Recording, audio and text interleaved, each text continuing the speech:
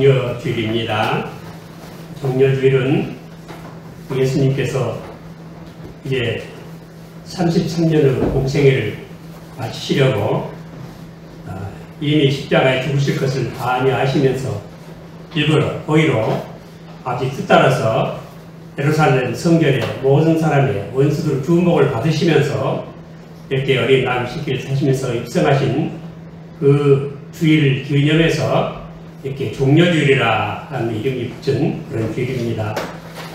우리 주님 이렇게 예루살렘에 입성하실 때 사람들이 대대 환영을 했습니다. 왜 그랬을까요? 예수님은 죽은 자를 살리시고 문둥이를 깨끗하게 하시고 안진뱅이를 낫게 하시고 소경에 눈을 뜨게 하시고 보리떡 5개와 물고기 2마리로 5,000명 먹이시고 또 12광줄 바구니에 나머지를 거두게 하시고 또 풍랑을 잠잠케 하시고 참으로 놀라운 일을 행하셨습니다. 그래서 이분이야말로 이 예수 그리스도야말로 예수야말로 우리가 바라던 그리스도다. 이분은 사회 정의와 경제 풍요와 정치적인 자유를 가져올 그런 분이다 하는 생각으로 호산나 즉 만세를 부르면서 예수님을 환영을 했던 것입니다. 며칠 되지 못해서 저를 십자가에 못 박게 하소서 하는 소리로 이 호산나 소리가 변하고 말았습니다. 뭐가 그렇게 만들었을까요? 예수님에 대한 이해가 그럴 때 있기 때문에 그들은 그랬던 것입니다. 예수님을 온전히 알 수가 없었습니다. 참으로 예수님 같은 분이 이 나라 대통령이 됐으면 좋겠다. 그때는 대통령이 없으니까 왕이죠. 그런 한 마음으로 호산나 불렀지만은 예수님께서 체포당하시고 죄수로 이렇게 정죄된 것을 볼 때 사실 우리 조영호 선생님 기도하신 것처럼 얼마나 억울한 정죄였습니까? 그것을 볼 때 사람들은 이것은 아니다. 잘못된 정죄다. 이렇게 하는 사람 하나도 없고 모두 예수를 십자가에 못 박아 죽이라고 고래고래 소리를 질렀던 것입니다. 이와 같이 우리가 그리스도에 대한 인식이 잘못했을 때 오늘 우리 한국 교회도 얼마든지 잘못될 수 있다 하는 것을 먼저 우리 깊이 명심해야 되겠습니다. 그래서 오늘 우리는 이 같은 의미 깊은 종려주일에 이날 우리의 성찬식을 거행하기로 이렇게 했습니다.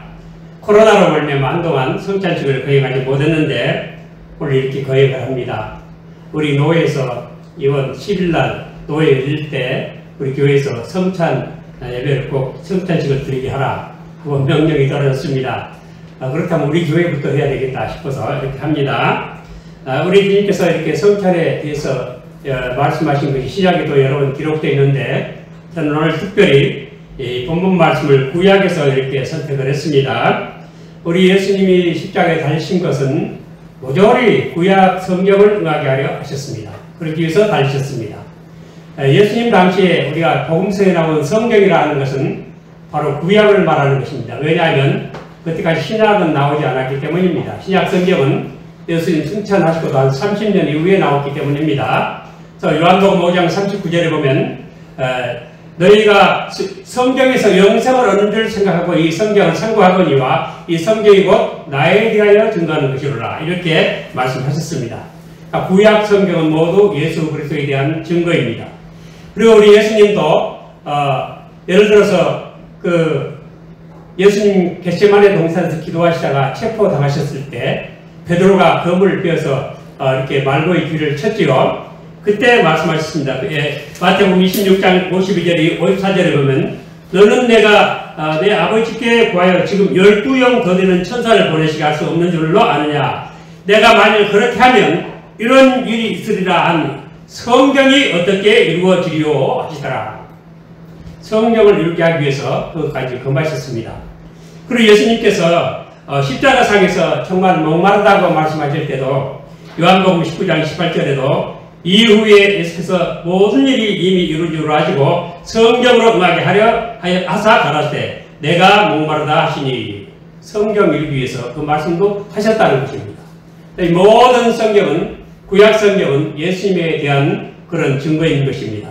한마디로 말해서 우리가 이렇게 이해하면 쉽겠습니다. 인사, 직제 그리고 율례가 다 구약의 인사, 직제, 율례가 예수님에 대한 말씀이다. 그렇게 알면 되겠습니다. 이는 인물들, 구약에 나온 중요한 인물들이 예수님에 대한 예표입니다. 그리고 4는 사건입니다.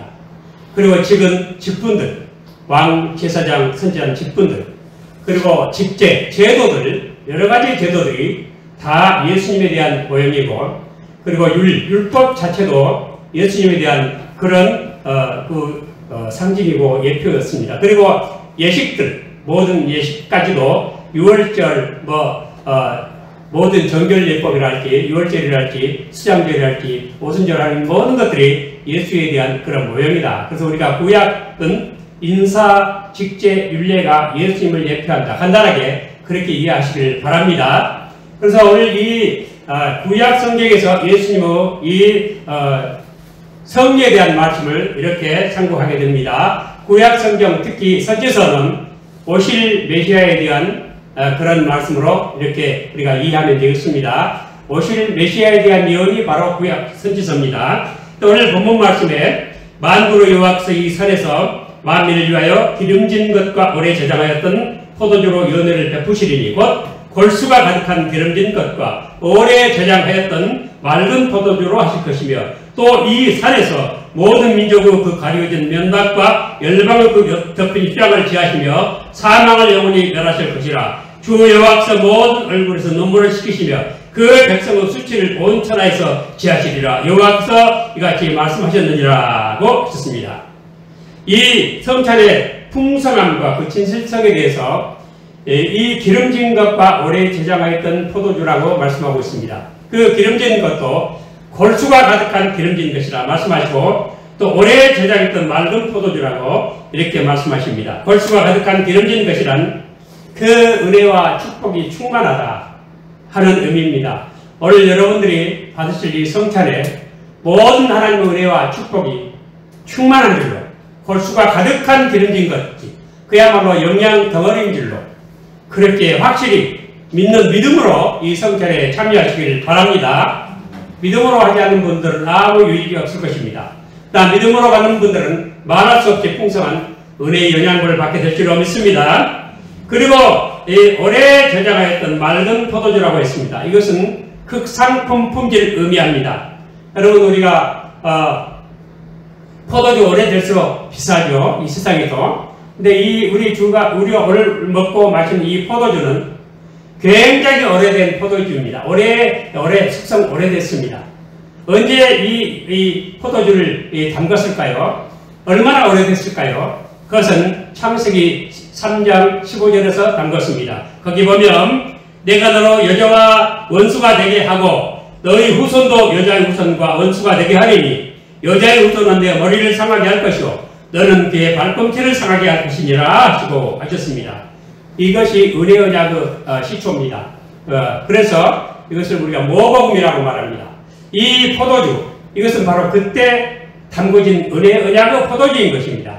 그렇기 때문에 아주 오래됐고 오랜 시대를 거쳐서 검증이 완료된 순수한 그런 은혜 언약의 포도주인 것입니다. 노아 시대를 거쳐서 모세 시대를 거쳐서 그리고 다윗 시대를 거쳐서 우리 주님 시대까지 오래오래 검증을 받은 그야말로 최고급 포도주.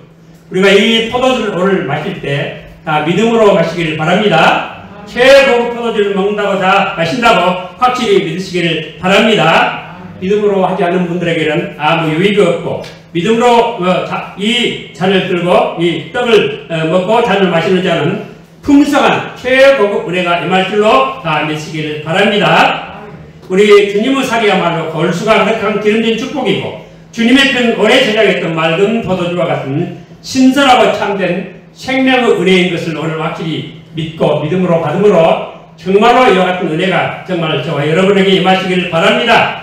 그런데 그 골수가 가득한 이 기름진 것을 먹고 마실 때 가려진 면박과 휘장, 눈물과 수치가 다 제거된다 하였습니다. 우리 가려진 면박과 휘장은 무엇입니까? 예수 그리스도로 말미암아 이와 같은 놀라운 축복을 받는다는 것에 대한 의심이고 불신입니다. 그래서 그리고 또한 무지입니다. 이것은 예수님 제자들에게도 그대로 이 면각이 휘장이 가려져 있었습니다. 그래서 예수님 십자가를 좋아하는 제자는 하나도 없었습니다. 베드로도 그렇습니다. 예수를 붙잡고 가나면서 주여 그리 마옵소서 하다가 사탄아 내 뒤로 물러가라 하는 꾸중을 듣기도 하였지요. 이런 가리워진 면박이 다 벗어지고 예수 그리스도로 말미암은 구속의 축복이 확실히 믿어지는 은혜가 함께 임하시기를 축원합니다. 그리고 이 연회는 그 장소가 어디냐면 이 산에서 베풀어진다고 하셨습니다. 이 산은 거리가 아니고 산입니다. 그 산은 무슨 산일까요? 당연히 시온산인 것입니다. 시온산은 바로 교회를 의미한다고 칼빈은 그렇게 가르치고 있습니다. 이 말씀이 길가에가 아닌 교회에서 베풀어진다는 뜻은 무엇일까요?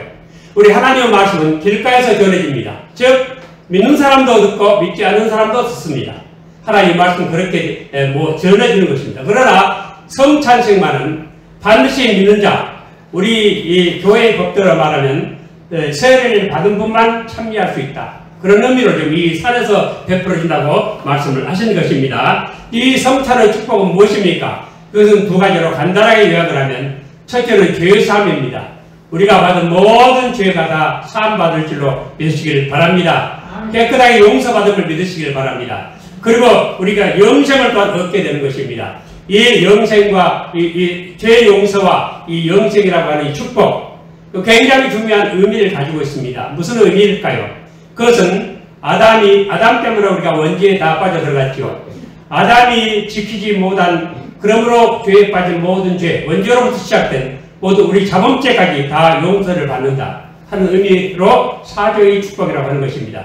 두 번째로 영생이라고 하는 것은 만약 아담이 그 말씀을 지켜서 그 시험 계명으로 일시적으로 주신 선악과를 먹지 않았다면 영생을 얻었을 것인데 못 지키고 말았습니다. 또 완전한 상태에 빠졌지만 영광의 상태에 이르지 못했습니다. 그러나 이제는 우리가 이 떡을 먹고 잔을 마심으로 영원한 생명을 우리가 얻게 됩니다. 다시 시험 당할 필요도 없고 오류에 빠질 필요도 없고 범죄할 필요도 없고 죽을 수 없는 완벽한 자유 축복, 바로 그것이 영생입니다. 모든 축복으로 가득 찬 생명, 이것이 우리에게 주어진 축복이고, 근데 사실 이것은 세례 때 받은 것인데 이것을 기념하라 하십니다. 우리가 이것을 우리는 기념하는 시기 바로 성찬식입니다. 기념을 한다는 것은 무엇입니까? 이런 것들을 다시 한번 새기고 또 새김으로 우리 믿음이 강화된다는 뜻인 것입니다. 우리는 세례는 믿음으로 가는 것이고 성찬의 효과는 믿음이 생기게 하는 것이 아니고 믿음을 강화시키는 것입니다. 말씀은 믿음을 생기게 하고 성찬은 믿음을 강화시키는 그런 효과를 가지고 있다. 그렇게 말씀을 의미하는 것입니다. 그렇기 때문에 우리는 확실히 이제는 이 모든 죄사함을 받고 영생을 얻었다 하는 확신을 가지고 더 굳세 믿음으로 이 떡을 먹고 잔을 드시기를 바랍니다.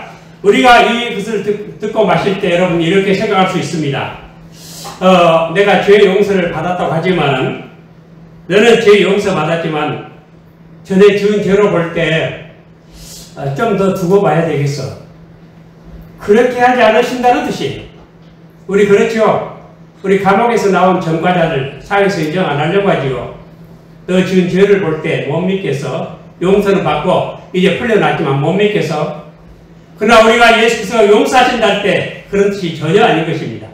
전혀 우리 죄를 생각지 아니하시고 전혀 우리 죄를 기억지도 못하시고 완전히 교회가를 다 도말하시고 우리 죄악 문서를 깨끗이 다 제해버리신 것입니다.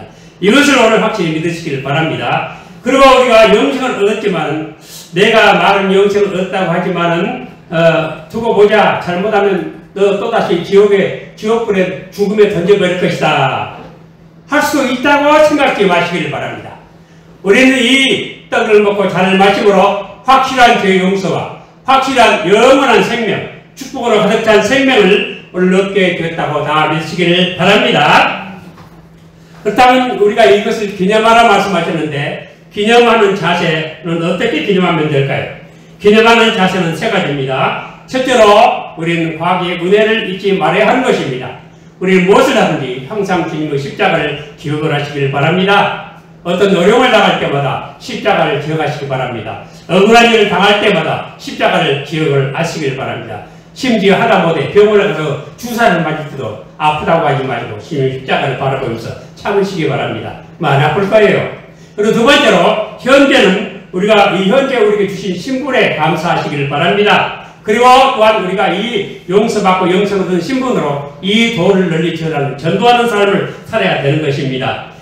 고린도전서 11장 16절에 우리 주님이 성찬에 대해서 말씀하실 때 너희가 이 떡을 먹으며 이 잔을 마실 때마다 주의 죽으심을 보실 때까지 전하는 것이니라고 말씀하셨습니다. 나만 먹고 나만 마시고 영생 얻고 주의 용서 받았다 하는 사람, 그것은 정말 그에 대한 확신이 없는 사람일 것입니다. 이것에 대한 확신을 가진 사람은 모든 죽어가는 영혼을 볼 때 불쌍히 여기는 마음으로 이 도를 반드시 전하게 될 줄로 믿습니다. 그리고 세 번째로는 미래의 영생의 소망을 더욱 짐작해야 하겠습니다. 디도서 1장 2절에 하나님의 종이요 예수 그리스도의 사도인 바울 곧 나의 사도된 것은 하나님의 택하신 자들의 믿음과 경건함에 속한 진리의 지식과 영생의 소망을 인하리라. 이 영생은 거짓이 없은 하나님이 영원한 때 전부터 약속하신 것인데 자기 때 자기의 말씀을 전도로 나타내셨으니 이 전도는 우리 구주 하나님의 명대로 내게 맡기신 것이라. 영생의 소망이라고 말씀하셨습니다. 소망이 무엇일까요? 칼빈이 이렇게 가르쳤습니다. 소망은 묵묵히 주를 기다리는 동안에 믿음이 너무 서두르다가 곤두박질하여 떨어지지 않도록 제어한다. 소망은 믿음을 강화시켜 하나님의 약속들에 대한 믿음을 흔들리게 하거나 그 약속의 진실성을 의심하지 않도록 한다. 소망은 믿음을 새롭게 하여 시들지 않게 한다. 소망은 믿음이 중도에서나 심지어 출발점에서 쇠약해지지 않도록 믿음을 유지 존속케 하여 최종 목표에 도달하게 한다. 간단하게 말하면 소망은 끊임없이 믿음을 갱신하고 회복시킴으로써 믿음을 활성화시켜 거듭 인내로서 전진하게 한다. 천년을 하루같이 여길 만큼 우리의 눈을 영원한 데 고정시켜야 한다. 이렇게 실증의 기념 자세로 우리는 이 예식에 참여해야 되겠습니다. 우리 이 소망을 절대로 놓치지 말고 아직 우리가 영생에 이르지 못했고 몸의 구속도 이르지 못했습니다. 이것은 우리 소망에 속합니다. 소망을 바라면서 오늘날 우리가 흔들리는 믿음을 굳게 잡는 것이 우리가 기념하는 또 하나의 자세가 될 것입니다. 결론적으로 말씀드립니다. 우리는 지금 역대급 식당에서 최고급 식사하는 자들이 되었습니다. 우리 영이 더욱 강건해지기를 바랍니다. 모든 눈물도 씻어준다고 하셨습니다. 육신의 병까지도 깨끗이 나는 역사가 이 시간에 이루어지기를 축원합니다. 그런 믿음으로 다 바치기를 바랍니다. 더욱 감사하면서 더욱 굳센 믿음으로 이 예식에 참여하면서 이 도를 더욱 전할 수 있는 우리 모두 되시기를 오늘 주님 이름으로 축원을 드립니다.